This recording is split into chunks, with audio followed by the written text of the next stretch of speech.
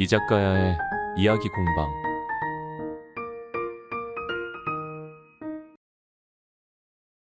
호랑이가 담배 피우던 먼 옛날, 깊은 겨울밤, 어느 산골 마을에 작은 신발 가게가 하나 있었습니다.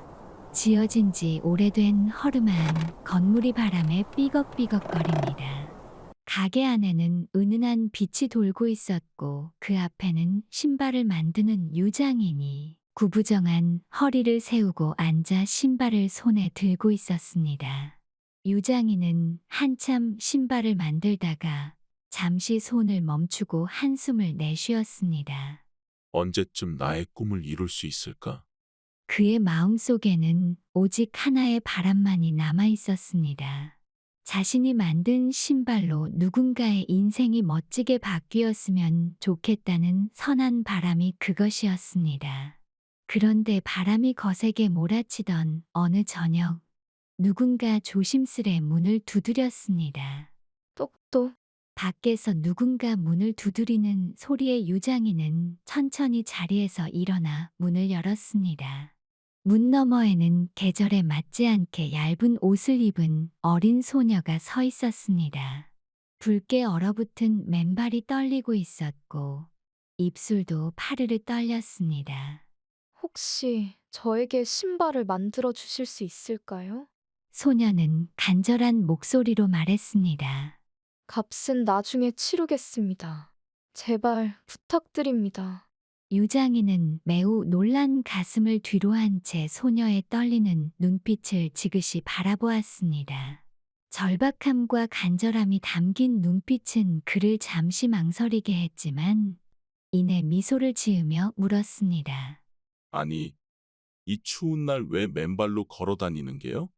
소녀는 고개를 숙이며 조용히 대답했습니다. 창피한 이야기지만 신을 살 돈이 없습니다. 저런, 돈이 없다고 이렇게 추운 날 맨발로 다녔었으나. 어서 몸을 녹입세. 마음씨 따뜻한 장인은 소녀의 몸이 녹을 동안 이런저런 이야기를 나눴습니다. 그리고 이 가난한 소녀에게 뜻밖의 꿈이 있다는 사실을 알게 됐습니다. 유장인님, 저는 조선 최고의 춤꾼이 되는 것이 꿈입니다. 그래서 없는 형편이지만 춤판이 벌어진다는 소문만 들으면 배를 골터라도 돈을 내고 그 춤판을 구경하러 다닙니다. 사실 오늘도 마을의 춤판을 보고 집에 가는 길이었는데 신고 있던 신발이 워낙 낡아 다 찢어져 이렇게 염치불구하고 장인님을 찾아오게 된 것이었습니다. 유장인은 그 말을 듣고 잠시 생각에 잠겼습니다. 그도 어릴 적 꿈을 쫓으며 세상의 차가움을 경험한 적이 있었기 때문입니다. 나는 최고의 신발을 만들 거야. 너 따위가 무슨 신발을 만드냐? 어서 낫들고 밭에나 나갔다 와! 잠시 과거에 젖어 있던 유장인은 무언가를 결심한 듯한 표정으로 소녀에게 이렇게 말했습니다. 내가 너를 위해 최고의 신발을 한번 만들어 보마. 그리고 값은 필요 없단다. 유장인은 부드럽게 말했습니다. 대신 한 가지만 약속해 줄 수 있겠니? 소녀는 기대와 호기심으로 눈을 반짝이며 물었습니다. 어떤 약속일까요? 내가 만들 신발을 소중히 아껴주겠다고. 그리고 꼭 너의 꿈을 이루는데 쓰겠다고 약조해 주려무나. 네, 그럼요. 하늘에 맹세코 약속할게요. 소녀가 떠난 후 유장인은 불을 밝히고 작업에 몰두했습니다. 가장 부드러운 가죽과 빛나는 은빛 실을 준비해 신발을 만들기 시작했습니다. 이 신발은 나와 소녀의 인생을 바꿀 멋진 작품이 될 거야. 유장인은 혼잣말로 중얼거렸습니다. 그의 손끝은 지치지 않고 움직였습니다. 바늘이 천을 통과하는 소리, 실을 당기는 사각거림이 조용한 가게 안에 울려 퍼졌습니다. 하지만 이 엄청난 신발을 만드는 데는 사실 큰 대가가 필요했습니다. 바로 소녀가 신발을 신고 유명해질수록 그의 기억이 하나씩 사라지게 되는 것이 그 비밀이었습니다. 유장인은 그걸 알고 있었지만 계속 신발을 만들었습니다. 소녀가 소원에 가까워질 때마다 나는 내 기억을 하나씩 잃게 되겠지. 유장인은 조용히 속삭였습니다. 그러나 그의 눈에는 미소가 스쳐 지나갔습니다. 며칠 뒤 유장인은 작은 꽃무늬가 새겨진 굽과 은빛으로 빛나는 가죽으로 만든 신발을 소녀에게 건넸습니다. 소녀야, 이 신발을 신고 즐겁게 열심히 춤을 추거라. 그럼 내 장담컨대 너가 꿈꾸던 삶으로 향할 수 있을 것이야. 소녀는 감동하여 닭똥 같은 눈물을 흘렸습니다. 그리고 고개를 숙이며 신발을 껴안았습니다. 정말 감사합니다. 유장인님, 평생 잊지 않겠습니다. 그날 밤 소녀는 신발을 품고 큰 도시로 떠났습니다. 그리고 유장인의 말처럼 즐겁고 열심히 신발을 신고 춤을 추었습니다. 시간이 흘러 오래되지 않아 정말로 소녀는 조선 제1의 춤꾼이 되고 있었습니다. 하지만 그렇게 소녀가 자신의 꿈을 향해 갈 때 유장인은 매일 심한 어지럼증을 느꼈습니다. 그의 기억이 연기처럼 사라지고 있었기 때문입니다. 점점 아무것도 기억이 나질 않아. 따뜻한 난로 위에 떨어진 고드름이 사라지듯 유장인의 머릿속에서 모든 기억은 그렇게 사라져 갔습니다. 그리고 결국 소녀와 나누었던 대화의 기억조차 지워지고 있었습니다. 그는 이마를 짚으며 조용히 속삭였습니다.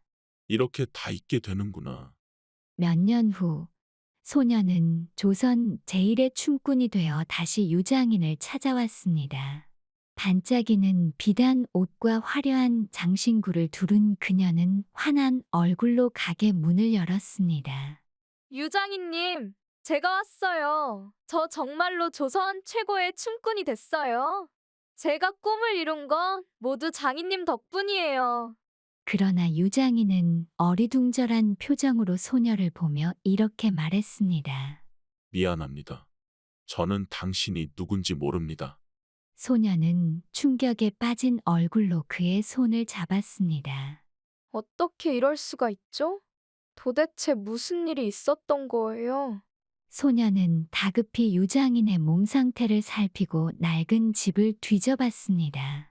그리고 한 구석에서 유장인의 일기장을 발견하게 됐습니다. 도대체 무슨 일이 있었던 거야? 일기장을 펴고 마지막 페이지를 본 소녀는 깜짝 놀랐습니다. 그 페이지에는 이런 내용이 쓰여져 있었습니다. 동짓날, 나의 기억이 점점 사라지고 있다. 하지만 소녀가 꿈을 향해 다가가고 있다고 생각하니 기분이 좋다. 나는 내 인생의 목표였던 한 사람의 인생을 바꿀 신발을 드디어 만들었고, 그래서 그 신발로 인해 내 모든 기억을 잃더라도 그 소녀가 꿈을 이룬다면 그것으로 족하다. 오늘은 소녀가 더 많은 꿈을 이뤘나 보다. 점점 기억나는 것이 없다. 내가 오늘 먹은 팥죽의 달달함도 내 기억 속에서 점점 사라지겠지. 소녀는 그제서야 자신의 꿈이 유장인의 기억을 잃게 했다는 것을 깨닫게 됐습니다. 그리고 이렇게 말했습니다. 유장인님, 어떻게 해야 기억을 다시 되찾으실 수 있는 건가요? 제가 이 신발을 다시 드리면 될까요? 유장인은 조용히 웃으며 고개를 저었습니다. 허허. 손님의 그 신발은 제가 만든 것이 맞는 것 같지만 이미 저에게 값을 다 치르신 거 아닙니까? 제가 그 신발을 다시 받을 이유는 없습니다.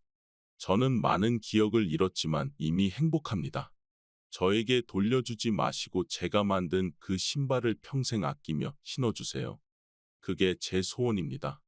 소녀는 울먹이며 유장인에게 이렇게 말했다. 정말 감사합니다, 유장인님.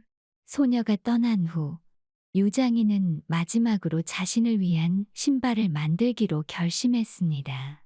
그는 자신의 최후를 짐작한 듯 마지막 작품을 만드는 예술가의 심정으로 한 땀 한 땀 신발을 정성스레 만들었습니다. 다시 태어나도 누군가의 꿈을 위한 신발을 만드는 사람이 되기를. 그는 속삭이며 신발을 마저 완성했습니다. 그리고 작업대 위에 자신의 완성된 마지막 신발을 고이 올려뒀습니다. 그 순간 그의 모든 기억은 새하얗게 지워졌고 그렇게 유장인은 조용히 눈을 감았습니다. 며칠 후 마을 사람들은 유장인의 가게를 찾았습니다. 작업대 위에는 유장인이 만든 마지막 단 하나의 신발이 남아 있었습니다. 그리고 신발 안쪽에는 이렇게 작은 글귀가 새겨져 있었습니다. 꿈을 실은 발걸음은 결코 멈추지 않는다. 사람들은 신발을 보며 그를 애도했습니다.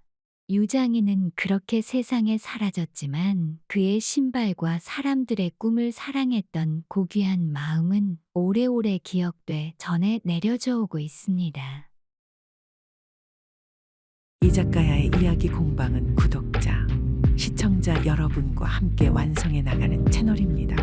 오늘 이야기가 마음에 드셨다면 좋아요와 구독을 부탁드립니다. 여러분도 혹시 유장인처럼 끝내 이루고픈 꿈이 있으신가요?